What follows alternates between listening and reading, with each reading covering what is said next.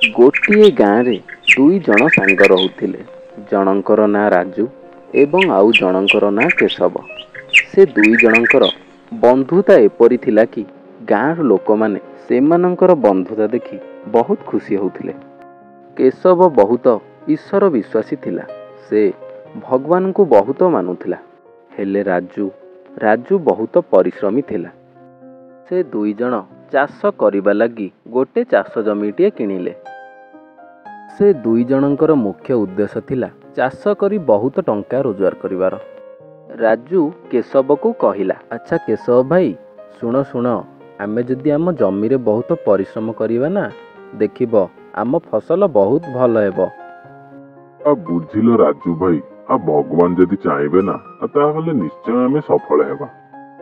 ତାପରେ ରାଜୁ ବହୁତ ପରିଶ୍ରମ କରିବାକୁ ଲାଗିଲା। କ୍ଷେତରେ ଯାହା ସବୁ କାମ ହୁଏ, ଘାସ ଗଛ ଉପାଡ଼ିବା, ମଞ୍ଜି ପକାଇବା ଏବଂ ଧାନ ଗଛ ଲଗାଇବା ଠାରୁ ଆରମ୍ଭ କରି ସବୁ କିଛି କରିଲା। ହେଲେ କେଶବ ଖାଲି ପୂଜା କରିବାରେ ଲାଗିଲା। ସେ ଭାବିଲା, ମଣିଷ ଯାହା ବି କିଛି କରୁଛି ନା, ସବୁ ଏଇ ଭଗବାନ କରାଇଥାନ୍ତି। ଯଦି ଭଗବାନ ଚାହିଁବେ ସବୁ କାମ ସଫଳ ହବ। ଏମିତିରେ କିଛି ଦିନ ବିତିଗଲା। କ୍ଷେତରେ ଗଛ ଗୁଡ଼ିକ ସୁନ୍ଦର ଭାବେ ବଢ଼ି କ୍ଷେତ ସାରା ସବୁଜ ଛାଇଗଲା। ଏ ସବୁ ଦେଖି ରାଜୁ କହିବାକୁ ଲାଗିଲା, ଆରେ ଦେଖ କେଶବ, ଆମ କ୍ଷେତରେ କେତେ ସୁନ୍ଦର ଫସଲ ହେଇଛି। ଆରେ ହଁ, ସବୁ ସେଇ ଭଗବାନଙ୍କର ଆଶୀର୍ବାଦ। ଭଗବାନ ଚାହିଁଲେ ସବୁ କିଛି ସମ୍ଭବ ହେବ। ହେଲେ ମୁଁ ତ ସବୁବେଳେ ଭଗବାନଙ୍କୁ ଡାକୁଛି, ଗୋଟେ ଦିନ ବି ଛାଡୁନି, ସବୁ ଦିନ ଡାକୁଛି। ଆଚ୍ଛା କହିଲ, ଆମ ଫସଲ ଭଲ ହେଇନଥାନ୍ତା କଣ ଖରାପ ହେଇଥାନ୍ତା? ରାଜୁ ତା କଥାର କିଛି ଉତ୍ତର ନ ଦେଇ ନିଜ କାମ କରିବାକୁ ଲାଗିଲା। ଏମିତିରେ କିଛି ଦିନ ବିତିଗଲା। ଜମି ପୁରା ସୁନାର ଫସଲରେ ପରିପୂର୍ଣ୍ଣ ହୋଇଗଲା। ଏ ସବୁ ଦେଖି ସେ ଦୁଇ ଜଣ ବହୁତ ଖୁସି ହୋଇଗଲେ। ତାପରେ କେଶବ ଆକାଶକୁ ଚାହିଁ ହାତ ଯୋଡ଼ି କହିଲା, ହେ ଭଗବାନ, ଏ ସବୁ ଯାହା ବି ହେଇଛି ଆପଣଙ୍କର ଆଶୀର୍ବାଦ ଯୋଗୁଁ ହେଇଛି। ବୁଝିଲୁ ସାଙ୍ଗ, ମୁଁ ତତେ କଣ କହୁଥିଲି, ଭଗବାନଙ୍କ ବିନା ଅନୁମତିରେ ଗଛର ଗୋଟେ ପତ୍ର ବି ହଲେ ନାହିଁ।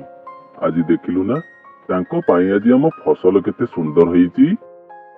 ତାପରେ ଫସଲକୁ କାଟି ବିକ୍ରି କରିବାର ସମୟ ଆସିଯାଇଥାଏ।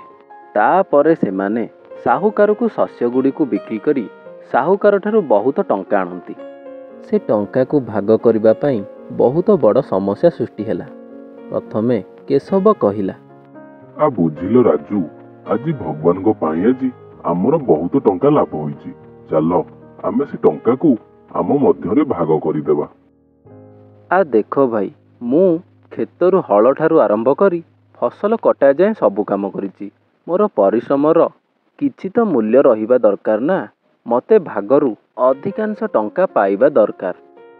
ଓହୋ, ମୁଁ ଯୋଉ ସବୁଦିନେ ପୂଜା କରି ଭଗବାନଙ୍କୁ ଡାକୁଥିଲି, ଭଗବାନଙ୍କ ପାଇଁ ଆଜି ଏତେ ଟଙ୍କା ଲାଭ ହୋଇଛି ନା। ମୁଁ ଯଦି ଭଗବାନଙ୍କୁ ନ ଡାକିଥାନ୍ତି, ତାହେଲେ ଆମ ଫସଲ କଣ ଭଲ ହୋଇପାରିଥାନ୍ତା? ଏ ସବୁ କଥା ପାଇଁ ଦୁଇ ଜଣଙ୍କ ମଧ୍ୟରେ ପ୍ରଥମ ଥର ପାଇଁ ଏମିତି ଜୋରରେ ଝଗଡ଼ା ଲାଗିଲା। ସେ ଦୁଇ ଜଣ ଏହାର ସମାଧାନ କରିବା ଲାଗି ଗାଁର ଜଣେ ସାଧୁଙ୍କ ପାଖକୁ ଗଲେ। ସେମାନେ ସାଧୁଙ୍କ ପାଖରେ ପହଞ୍ଚିଲେ। ସାଧୁଙ୍କୁ ସବୁ କଥା ଜଣେଇଲେ। ସାଧୁ ସେମାନଙ୍କ କଥା ଶୁଣି ସାରିବା ପରେ କହିଲେ, ଶୁଣ ବତ୍ସ୍ୟ, ମୁଁ ତୁମ ଦୁଇ ଜଣଙ୍କୁ ଗୋଟିଏ କାମ ଦେଉଛି। ତୁମ ଦୁଇ ଜଣଙ୍କ ମଧ୍ୟରୁ ସେ କଠିନ କାମକୁ ଯିଏ ବି ପୂରଣ କରିଦେବ, ତାହେଲେ ସେ ଲାଭର ଅଧିକାଂଶ ଅର୍ଥ ସେ ହିଁ ପାଇବ। କ'ଣ କହୁଛ? ତୁମେ ଦୁଇ ଜଣ ପ୍ରସ୍ତୁତ ଅଛ ତ? ଆଜ୍ଞା ଋଷିବର, ଆମେ ପ୍ରସ୍ତୁତ ଅଛୁ। ଶୁଣ, ଏଇ ଦୁଇଟି ବସ୍ତାରେ ଗୋଡ଼ି ମିଶା ଚାଉଳ ଅଛି। ଯିଏ କାଲି ସକାଳ ସୁଦ୍ଧା ଏ ଚାଉଳରୁ ଗୋଡ଼ିକୁ ଅଲଗା କରିବ, ତାପରେ ମୁଁ ଚିନ୍ତା କରିବି କିଏ ସେ ଅଧିକାଂଶ ଅର୍ଥ ପାଇବାର ଯୋଗ୍ୟ ହେବ। ତାପରେ ସେ ଦୁଇ ଜଣ ଚାଉଳ ବସ୍ତାକୁ ନେଇ ସେଠାରୁ ଚାଲିଗଲେ। ହେଲେ କେଶବ ସେ ଚାଉଳ ବସ୍ତାକୁ ଆଣି ସିଧା ଠାକୁରଙ୍କ ପାଖକୁ ଗଲା ଏବଂ ସେଠାରେ ରଖି କହିଲା, ହେ ଭଗବାନ, ଯଦି ଆପଣଙ୍କ ଆଶୀର୍ବାଦ ମିଳିବ ତାହେଲେ ସବୁ ସମ୍ଭବ ହେବ। ଆଜି ପ୍ରମାଣ ହେଇଯିବ କି କିଏ ଅଧିକାଂଶ ଭାଗ ପାଇବ। ହେଲେ ଏପଟରେ ରାଜୁ ଘରେ ମହମବତୀ ଲଗାଇ ରାତି ସାରା ଚାଉଳରୁ ଗୋଡ଼ି ଅଲଗା କରିବାକୁ ଲାଗିଲା। କେଶବ ତାର ଚାଉଳ ବସ୍ତାକୁ ଠାକୁରଙ୍କ ପାଖରେ ରଖିଦେଇ ଘରେ ଆସି ଶୋଇପଡ଼ିଲା। ତାପରେ ରାତି ପାହି ସକାଳ ହେଇଗଲା। ରାଜୁ ସେ ଚାଉଳ ବସ୍ତାକୁ ଆଣି ଗୁରୁଦେବଙ୍କ ପାଖରେ ପହଞ୍ଚିଲା ଆଉ କହିବାକୁ ଲାଗିଲା, ଦେଖି ନିଅନ୍ତୁ ଗୁରୁଦେବ, ମୁଁ କାଲି ରାତି ସାରା ବସି ଚାଉଳରୁ ଗୋଡ଼ିକୁ ସମ୍ପୂର୍ଣ୍ଣ ଭାବେ ଅଲଗା କରିଦେଇଛି। ହା ହା ହା, ଠିକ ଅଛି, ମୁଁ ଆଗ ଦେଖେ ସେ କେଶବ କ'ଣ କରିଛି। କେଶବ ସକାଳୁ ସକାଳୁ ଉଠି ଠାକୁରଙ୍କ ପାଖରୁ ସେ ଚାଉଳ ବସ୍ତା ଆଣି ଗୁରୁଦେବଙ୍କ ପାଖରେ ଆସି ପହଞ୍ଚିଲା। ଗୁରୁଦେବ କେଶବକୁ ଦେଖି ପଚାରିଲେ, କେଶବ, ତମେ ତମ ଚାଉଳରୁ ଗୋଡ଼ିକୁ କ'ଣ ଅଲଗା କରିଦେଇଛ? ତମେ ଦେଖିବ ଗୁରୁଦେବ, ମୋର ଭଗବାନଙ୍କ ଉପରେ ବହୁତ ବିଶ୍ୱାସ ଅଛି।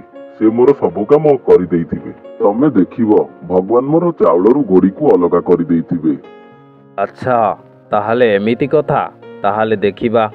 ତାପରେ ସେ ବସ୍ତାକୁ ଦେଖିଲା ବେଳକୁ ଚାଉଳରୁ ଗୋଡ଼ି ଜମା ଅଲଗା ହୋଇନଥାଏ। ସେମିତି ସେ ଚାଉଳରେ ଗୋଡ଼ି ମିଶି ରହିଥାଏ।